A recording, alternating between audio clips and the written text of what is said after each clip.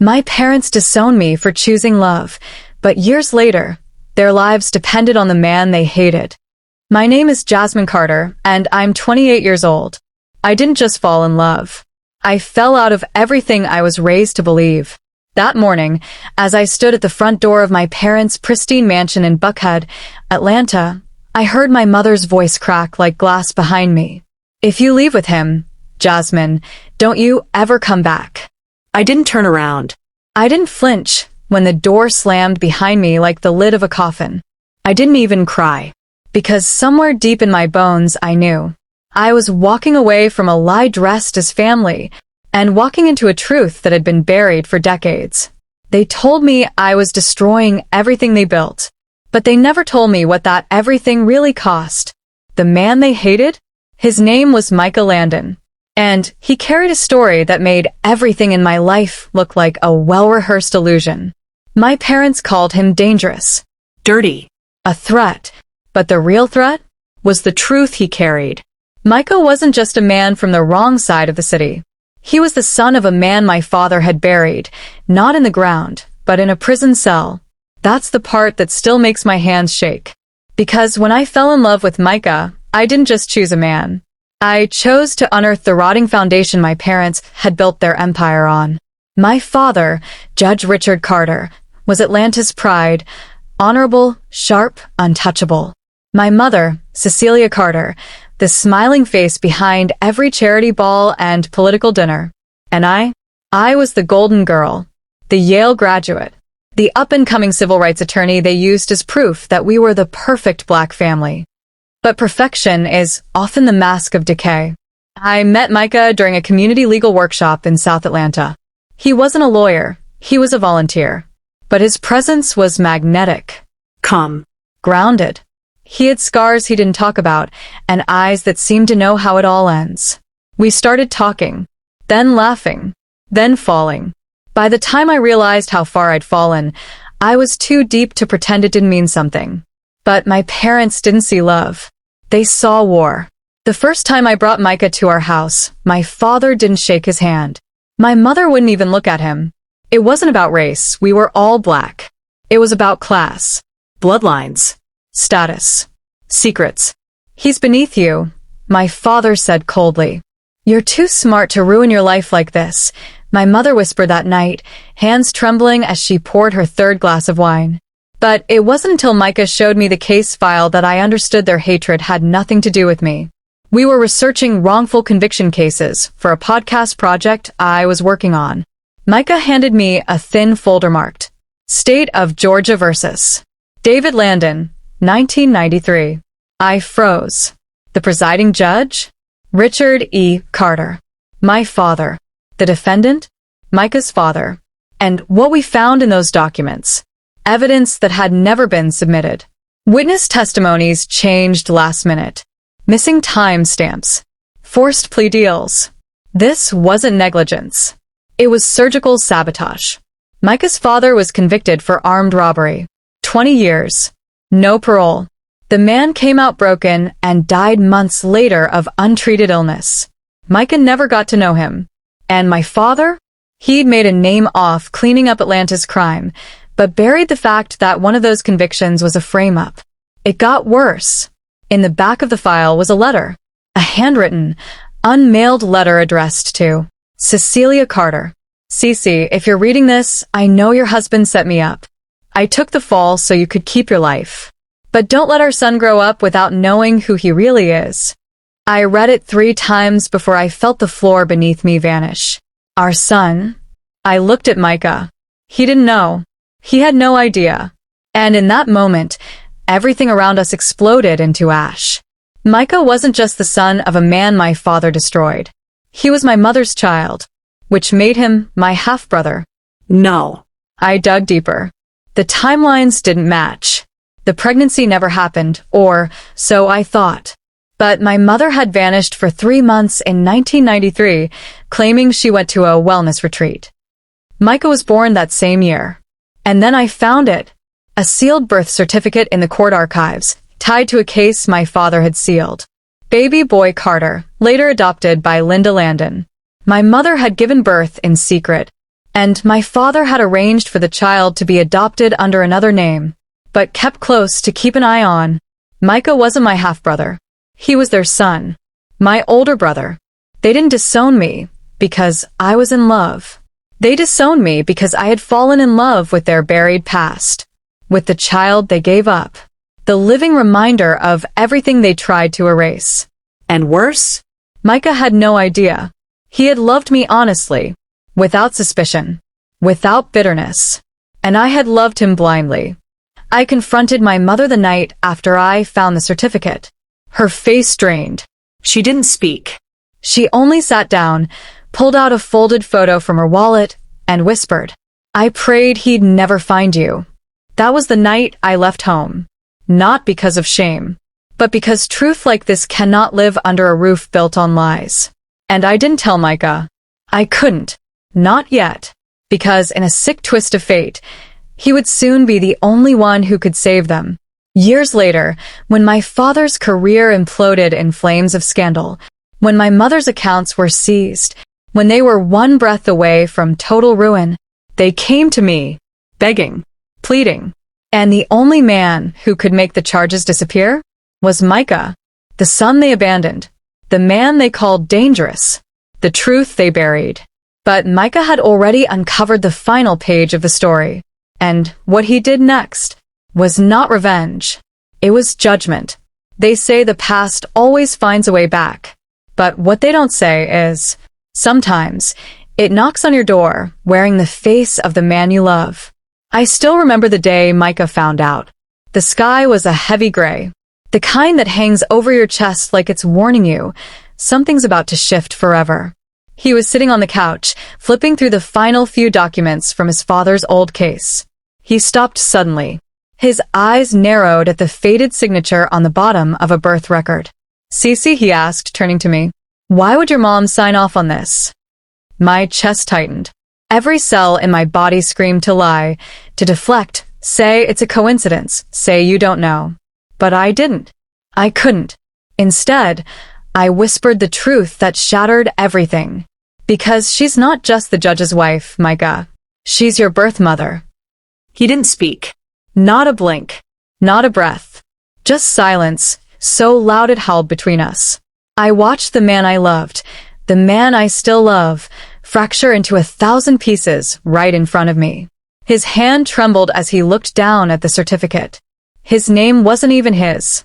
His entire identity, a fabricated story built on betrayal. He stood up slowly, the paper clenched in his fist. "She gave me away," he said, voice low. "She buried me like a secret, while smiling at the world like a queen." And then came the question I feared most. "Did you know? Jasmine, did you know before you fell in love with me?" I opened my mouth, but shame filled it faster than words. Because the truth? Yes. I knew. Not from the beginning. But I knew before he did. And I kept it from him. Out of fear. Out of cowardice. Out of a twisted hope that maybe, somehow, if we didn't speak it, it wouldn't be real. But silence doesn't protect. It poisons. He walked out that night. No yelling. No rage. Just a silence that sliced through my soul. 3 weeks passed. And with each passing day, my parents' world collapsed faster than I ever thought possible. My father's corruption charges turned federal. The press circled like vultures. Every former defendant who'd ever raised a red flag was now demanding retrials. My mother? Her name was now tied to fraudulent charities and bribe money. Their once flawless reputation was unraveling like cheap thread. And guess who the prosecution's key witness had become? Micah. He had every reason to destroy them. Every document. Every hidden tape. Every email. He could end them legally, socially, financially. And I thought he would. Until he didn't. I got a text one morning. A location. No name. I knew it was him.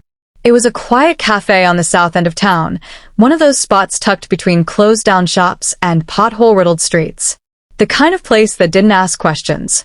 He was already seated when I walked in. Coffee in front of him. Back straight. Eyes cold. "You kept it from me," he said before I could even sit. I nodded. every nerve in my body screaming apologies my mouth couldn't form. I loved you, he continued. And I still do. But love without truth? It's just another cage. I sat across from him, hands shaking. Micah, I wanted to tell you. I tried. But I didn't know how to. You made the same choice they did. You decided for me. Silence again. I wanted to explain. But how do you defend yourself against a wound you helped deepen? Then he said something that flipped everything. I'm not testifying. I blinked. What? I'm not giving them to the wolves. Not because they don't deserve it, but because I won't let them make me bitter. I won't be their monster. I stared at him, stunned. He continued, I spent my whole life wondering why I wasn't good enough for a mother to keep, wondering what I did to deserve being left behind. And now that I know, I still feel hollow. But this, revenge, it won't fill the hole. It'll just dig it deeper. Tears burned behind my eyes. His strength, his clarity, it humbled me. Then he leaned in. But Jasmine, I want something in return. I swallowed. Anything. He looked me dead in the eye. The full story. The real one. No more half-truths. No more protecting them. I want to know what happened. Every word. So I told him. The summer of 1993. My mother was fresh out of law school. Brilliant, ambitious, and dating a man named David Landon, Micah's father. My grandparents disapproved. He was from a rough neighborhood. Had no pedigree. No connections. Just drive. She got pregnant. And that pregnancy threatened everything. Her clerkship, her future, her reputation. So she went away under the pretense of mental health recovery. She gave birth alone. My grandfather pulled strings. Arranged a private adoption. Gave David hush money. Then had Judge Richard Carter, the man she was forced to marry, preside over a trumped-up case that would send David to prison. Micah was adopted by David's cousin, Linda Landon, under the condition that she never tell him the truth. My mother? She was never the same again. She kept a photo of him in a drawer. Visited Linda once or twice a year in secret. But she never told anyone. Never fought. Never looked back. And my father? He raised me like the heir to his empire, pretending none of it ever happened. But ghosts never stay buried. Micah sat there listening. Not a word. Not a tear. Then he said, she chose silence over me. And I replied, I know. But you don't have to. That night, he made a decision. He met with the lead prosecutor and handed over part of the evidence. Enough to trigger an internal investigation, not a public trial. Enough to make my father resign. Enough to make my mother step away from public life. They lost everything, their titles, their power, their illusion. But they got to keep their freedom. Micah didn't do it for them. He did it for himself. He chose healing over revenge. And as for me? We're still rebuilding. Love after betrayal isn't a fairy tale. It's a war of honesty, fought daily. We're taking it one day at a time. Some days we laugh again. Some nights we cry. Some mornings we just sit in silence and let the past echo. But we're not pretending anymore. The past hurt. The truth scorched. But the silence almost killed us. The hardest part of loving someone with a broken past is learning how to walk through their ruins without stepping on the pieces they buried just to survive. Micah chose mercy. But mercy doesn't erase pain. And in the silence that followed his decision to protect the very people who discarded him, one question still roared in both our hearts. Why? Why had my mother, a woman who pretended grace dripped from her like perfume, traded her own son for a reputation? The day she finally gave us the answer, the truth carved deeper than any betrayal before it. It was a Wednesday. The city was humid, thick with summer heat and tension. Micah stood beside me outside a modest assisted living center just outside of Midtown. My mother had checked herself in a week after my father's resignation. Said she needed time to reflect. But the truth was, she was hiding from the press, from the shame, and from the face of the child she left behind. But that face was now standing at her door. We knocked. A nurse answered. She's been expecting you, she said quietly. Micah's fingers twitched. He didn't say a word.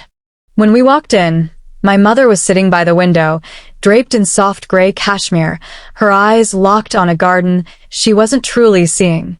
She didn't turn as we entered, didn't flinch, just said, "So, you finally know." Her voice was empty, not cold, not warm, just hollow. Micah stepped forward first. "Why?" Her eyes flicked toward him, and in that moment, the garden reflected in her tears. "Because I was scared." 3 words. Small, But deadly. She motioned for us to sit. We didn't. Then she spoke. "Your father was never supposed to be my husband. He was my punishment. After David, my father gave me 2 choices: end the pregnancy quietly and start over, or be cut off from the family, from the Carter legacy, from everything I was raised to believe mattered." She paused, hands trembling. I was 24, terrified, and selfish. I didn't have your strength, Jasmine. I didn't know how to love and fight at the same time. Micah's jaw clenched. "So, you gave me away like I was a bad decision?" Tears slid down her cheek. "I didn't give you away. I surrendered you. And not a day went by that I didn't feel your absence like a limb I'd lost." That's when she pulled out a worn envelope from the table beside her. Inside it was a small photograph, creased, faded, from the hospital. Micah, wrapped in blue, eyes barely open. A tiny bracelet on his wrist with the name Baby Carter. She had kept it all these years. Then she whispered, "I used to visit you, you know. When you were a toddler, Linda would let me watch from the back of her bakery. You loved cinnamon rolls." Micah's breath hitched. So much of his life had been a mystery. Now, the pieces were being handed back like ashes. "Why didn't you tell me the truth once I was grown?" he asked. Her answer was quiet. "Because by then, your hatred for the Carters was already fire. And I didn't want to be the one who lit the match." I wanted to believe her. I did. But truth doesn't absolve the years of silence. And secrets don't disappear just because you're finally brave enough to speak them. Micah looked at her for a long time. Then he said something I didn't expect. "I don't want her guilt. I don't need your tears. I just wanted to see if you'd finally tell the truth." Then he turned and walked out. No rage. No cruelty. Just quiet closure. But before I followed him out, my mother reached for my hand. "Jasmine, thank you. For loving him when I didn't know how." I didn't respond. Because love isn't enough when it's too late. The next few weeks passed like slow breaths. No explosions. Just the long ache of healing. Micah didn't ask about her again. He didn't need to. He'd gotten what he came for. But the truth has a strange way of surfacing again, especially when you think it's finally over. It was a month later when Micah received a letter. Handwritten. No return address. Inside was a single sheet of paper. His father's final words. A letter Micah's adoptive mother had kept hidden until she passed. She left instructions for it to be sent when the truth could finally be handled. Micah sat at our kitchen table in silence as he read it, and I watched the final layer of pain leave his body like smoke. Because in the letter, David Landon wrote, "If you're reading this, son, it means the lies have finally unraveled. I want you to know something. They didn't beat me because I was weak. They buried me because I knew their truth. Your mother loved you. I know it's hard to believe, but she tried. We both failed you. But if you can find it in your heart, don't carry the curse of silence like we did. Speak. Live. Love. Even when it hurts." Micah folded the letter slowly. Then he looked at me and smiled. It was small, but it was real. "I forgive them," he whispered. And just like that, we both finally breathed again. There's a kind of silence that isn't empty. The kind that wraps around you like a blanket of peace after a storm. The kind that makes you realize healing doesn't scream, it whispers. That's the silence Micah and I found ourselves in. Not the silence of secrets or shame, but the silence that comes after truth has done its cleansing. That night, after reading his father's letter, the one that closed a door he'd been trying to walk through his whole life, Micah sat with me under the oak tree in our backyard. No music, no distractions, just us. And he said, "Jasmine, for the first time, I feel like I'm mine. Not what they made me, not what they lost, just me." I reached for his hand, and he held mine like it was the only thing tethering him to the moment. And maybe it was. But what he said next caught me completely off guard. "I want to build something new. Something no one can erase. Not courts. Not lies. Not blood. Just us." He stood up, pulled a small black box from his jacket, and knelt. No fancy speech. No audience. Just a man who had survived every reason not to love, choosing to love anyway. "Jasmine Carter, will you marry me?" And I said the only thing I could say with my whole soul. Yes. No hesitation. No second thoughts. Because for once, our story wasn't built on who we were supposed to be, but on who we chose to be. But peace, as always, comes with a price. 3 days after the proposal, I received a letter of my own. It was from a law firm, one I didn't recognize. The envelope had no return name, just a case number. Inside it were estate documents. My father was dying. Stage 4 pancreatic cancer. He hadn't told anyone, not even my mother. The diagnosis came quietly after his resignation. He had less than 6 months to live. And he wanted to see me. Micah told me I didn't have to go, that I didn't owe him anything. But part of me needed to. Not for him. For myself. The hospital was quiet. Too quiet. The kind of quiet that makes fluorescent lights seem loud. My father looked smaller. No more stern eyes. No more courtroom posture. Just a man with an oxygen mask, sunken cheeks, and skin as pale as parchment. He looked at me with the eyes of a man who knew he was already halfway gone. "Jasmine," he rasped. "You came." I stood at the foot of his bed, arms crossed. "You sent for me." A bitter smile curved his lips. Still sharp. I didn't sit. He coughed, the sound hollow and dry. Then gestured to the chair. "Please." I sat. Then he said something that surprised me. "You've always been braver than me. Your mother too, in her own way." I stayed silent. "Micah is a good man," he continued. That made me look up. I knew it the day he stood in my courtroom as a boy, begging to be allowed to speak during his father's sentencing. His voice cracked, but he never looked away from me. My father closed his eyes, breathing shallowly. I saw then what I was destroying, and I did it anyway. The machine beeped softly beside him. I told myself I was protecting our legacy. But the truth is, I was protecting my pride. He turned to me then, his voice barely above a whisper. "I'm sorry. It didn't fix anything." But somehow, it didn't have to. Because forgiveness isn't about giving someone a clean slate. It's about freeing yourself from the chains of their mistakes. So I said it. I forgive you. Not for you, but because I'm tired of bleeding from wounds I didn't cause. His eyes filled with tears. And that was the last time I saw him conscious. He slipped into a coma 2 days later. The funeral was quiet. Private. There were no news cameras. No speeches. Just a few close faces, a gray casket, and a cold wind that wouldn't stop. My mother stood beside me, dressed in black. She didn't cry. Neither did I. Micah stood on my other side, his fingers laced with mine. Calm. Strong. Unshakable. We weren't the family my parents had imagined, but we were real. And that was enough. 2 weeks after the funeral, I received the will. I didn't expect much. Maybe a small inheritance. Maybe nothing. But inside the legal packet was a handwritten note from my father. For Jasmine, my daughter. The only legacy I truly regret not protecting. Everything I built is yours now, but don't carry it like a crown. Carry it like a torch. Burn down every lie I left behind.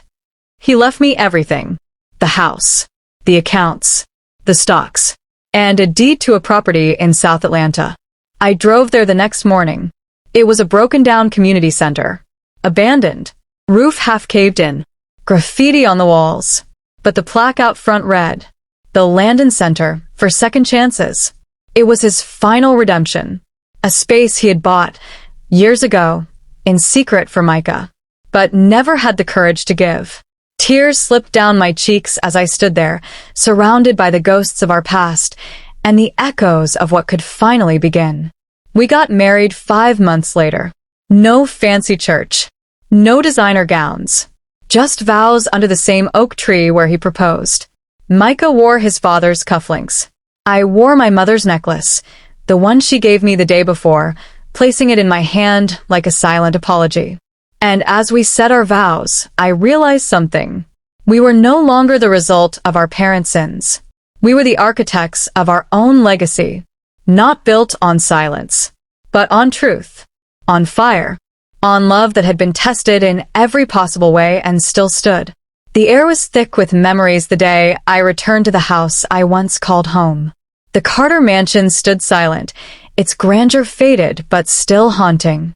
The same walls that had witnessed laughter, secrets, and cold silences now held a different weight, the weight of broken promises and unspoken truths. I walked through the front door, Micah by my side. For the first time in years, I was not in exile. I was a daughter returning, not out of obligation, but because I was ready to reclaim the parts of myself I thought were lost. My mother greeted us with eyes that had seen too much and a heart heavy with regret. "Welcome back, Jasmine," she said softly. No grandeur, no dramatic apology, just a quiet acceptance. And it was enough. Inside, the house was filled with remnants of a life I had rejected. Photographs of a family that looked perfect, though it was anything but. The velvet curtains, the polished floors, they all told a story of privilege shadowed by pain. Micah squeezed my hand. We were no longer victims or pawns in someone else's game. We were survivors. But healing wasn't linear. It demanded confrontation. That night, my mother and I sat down. Not to rehash old wounds, but to bridge a gap carved by years of silence. She spoke of her fears, the pressure to maintain a facade, the crushing weight of choices she never wanted to make. "I thought I was protecting you," she whispered. But maybe I was just protecting myself. I didn't forgive her that night, but I understood her. Because forgiveness isn't an instant. It's a journey we take when we're ready. Weeks later, Micah and I unveiled the Landon Center to the community. A place for second chances, where stories like ours could find healing and hope. Watching children laugh, seeing families find support, it was the legacy my father never imagined, and the one Micah's father dreamed of. We weren't defined by the past, but by what we chose to build from it. One evening, as we sat on the porch, Micah looked at me and said, "You're the daughter we almost didn't deserve." And in that moment, I realized the truth. We are all flawed. We all make mistakes. But love, real love, has the power to mend even the deepest wounds. My parents disowned me for choosing love. But years later, their lives depended on the man they hated. And I chose to forgive. Not to forget. Not to erase. But to free myself. Because sometimes the bravest thing we can do is love anyway. Thank you for walking this journey with me. If this story touched your heart, made you think, or inspired you, please share it. Every comment, every share keeps this truth alive, that even in the darkest family secrets, hope can shine through. What part of Jasmine's story moved you the most? Would you have forgiven her parents? Or walked away? Tell me below. I want to hear your truth. Remember, your story matters. Your voice matters. And sometimes, the greatest legacy we leave is the courage to be honest.